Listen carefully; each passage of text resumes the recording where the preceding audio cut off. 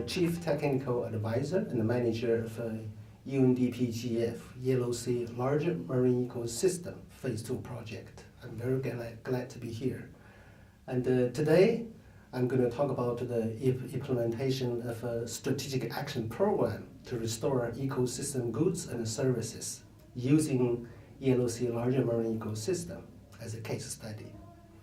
Probably, all of you know, something about the Yellow Sea. It's a larger marine ecosystem bordered by People's Republic of China, Democratic People's Republic of Korea, also Republic of Korea, with a total area of 400,000 square kilometers. The ecosystem services and goods in the Yellow Sea provide a very fundamental basis for blue economy in the region. Therefore, it's critically important to make sure that the ecosystem health, biodiversity, and also the fish species are maintained at the baseline level before the SAP was established. The SAP was actually adopted in the year 2009 with the endorsement of People's Republic of China, DPR Korea, as well as our Korea. At that time, DPR Korea also endorsed it, but unfortunately were not able to participate during the second phase of the GF supported initiative. So, and the fish and the marine culture is a very important area.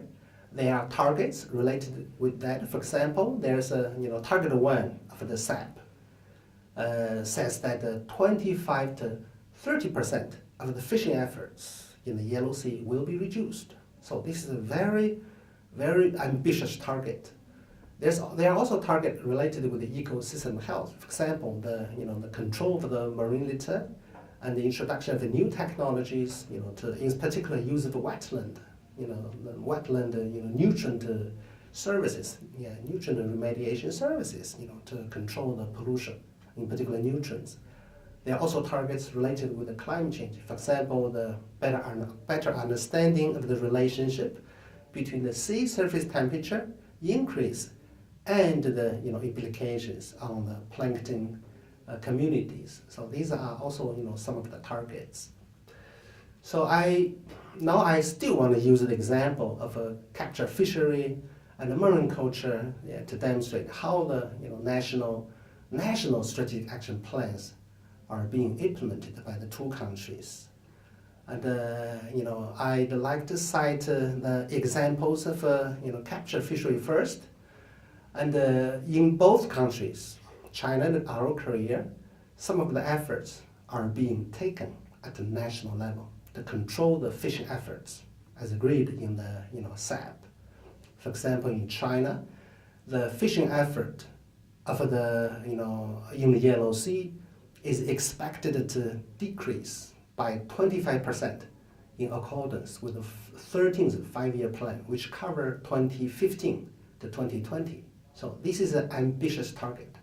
If this target is established in the case of China, then it is mandatory to achieve it. So this is a very, very high politically important event, both socially also economically.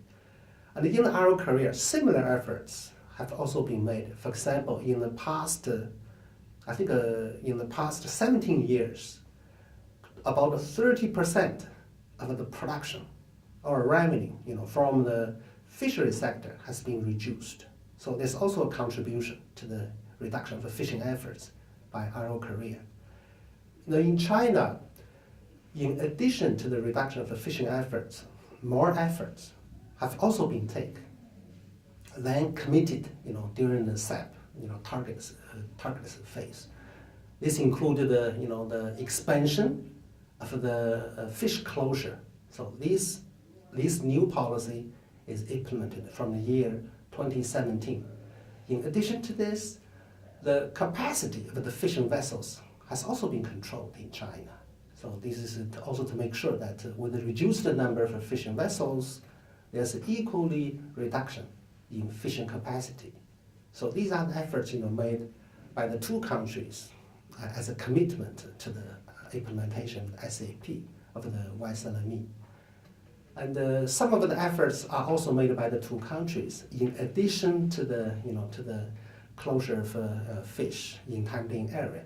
For example, in both countries, restocking of the fish population is prevalent. For example, in China, as many as 42 marine ranches, demonstration sites have been established. The same case in Korea. I think in Korea, a total of 36 marine ranching operations are being demonstrated. This is also to, the overall idea is to increase the, fish species and both in number and in biomass. At the same time, through other complementary measures, for example, the enhancement of the coastal habitats, and through the replantation of seagrass and some other species. So these are some of the efforts made. At the same time, with the reduced catch, and the livelihoods of the fishermen are also being considered in both countries.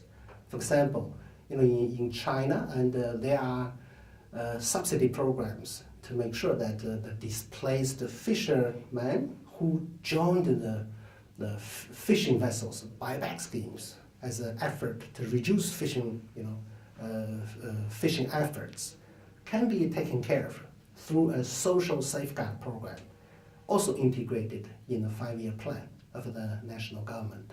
So that's efforts made in China. Similar efforts are also made in Korea.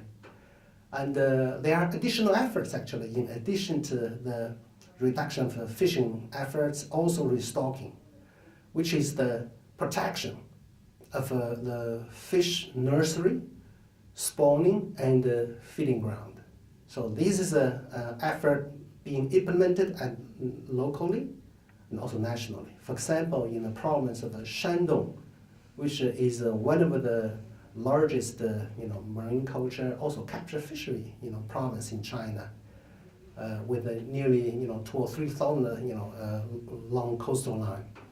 A target of creating 10 conservation areas for the fish spawning in the nursery sites has been established in their fishery development plan during the 5th 5-year plan. So this is a great initiative actually. And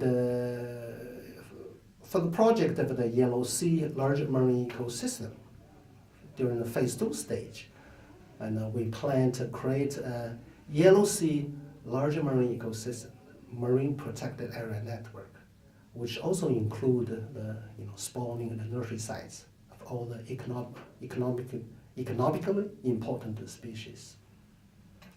Some of the scaling up efforts are also being taken to address not only the fishing efforts issues, but also the environmental health, in particular the ecosystem health in the Yellow Sea. These include for example, the Blue Bay program initiated by China in recent years, which are meant to address the land-based pollution. And there are also programs at national level implemented by the national government to reduce the pressure on the important biologically and ecologically important areas through the Red Line program, which is one of the way to conserve those important areas for the biodiversity in the region. Of course, this is very much related with the protection of the fish species, in particular the spawning sites as well. So these are the complementary measures. And in addition to that, some of the efforts are also made to increase the seafood production and to making sure the continuously expanding seafood demand can be met in the two countries.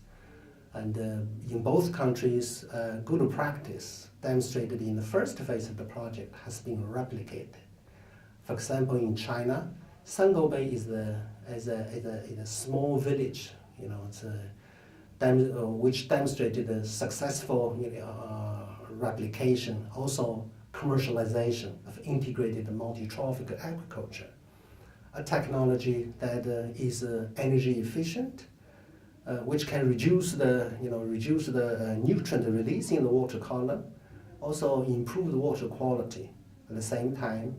And the scientists also found that this practice can also reduce the, can sequester carbon, in the whole process. And being considered as a true sustainable marine culture practice, this, has been replicated in other cities outside the Yellow Sea. For example, in our Korea, several sites are using as the, research basis to document the accomplishment using the IMTA as a good practice. And according to the initial studies, when the different species are stocked together using the trophic level as one of the important criteria, there's a less occurrence, actually no occurrence of diseases which would otherwise happen if the fish species are cultured in monoculture. And there's also a documented increase in the growth rate of for example, the bivalves or sea cucumber. So these are some of the benefits. And one of the most important benefits of adopting the IMTA practice is the increased production of fish output in the per unit area, in which case the different species are stocked together vertically, rather than horizontally, vertically. So the area used through this production is minimized to the extent possible. So this is also some of the very valuable points in application of IMTA as a sustainable practice. So this in spite of the good practice, the project will support the documentation of the good practices, at the same time replication through different means, especially scaling up of the good practice. And in our Korea, there's an initiative being considered by National Institute of Fisheries Sciences, to scale up the application of IMTA through legislation. In China, similar efforts are also being considered. The leading scientists in Yellow Sea Fisheries Research Institute have drafted a proposal endorsed by a total of 17 eminent scientists in China to raise the attention of the national government to use carrying capacity as the key principle in the conduct of marine culture in China.